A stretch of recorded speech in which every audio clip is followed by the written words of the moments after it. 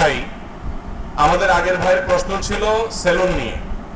সেলুনে যিনি চুল কেটে দেন, শেভ করে দেন, মানুষকে পরিচ্ছন্ন হতে সহযোগিতা করেন, এখন চুল কাটাতে সহযোগিতা করছেন, এটা তো তিনি গুনার কোনো কাজ করেন নাই।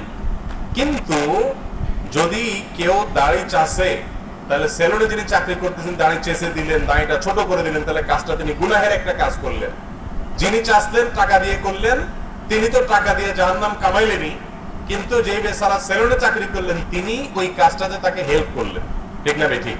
আর আল্লাহ কোরআনে বলেছেন, ওয়ালা তাআওয়ানু আলাল ইসমি ওয়াল উদওয়ান, তোমরা গুনাহ এবং সীমা লঙ্ঘনের কাজে একে অন্যের সহযোগিতা করিও না। এজন্য সেলুনে যদি চাকরি করেন আপনি, ওই হারাম কাজ করা ছাড়া যদি বাকি কাজ করতে পারেন ভালো, কিন্তু যদি আপনি হারাম কাজে সাহায্য করা লাগে তাহলে এর কারণে কিন্তু গুনাহ হবে, কারণ আপনি তাকে অন্যায় কি করলেন? হেল্প এবং সহযোগিতা করলেন।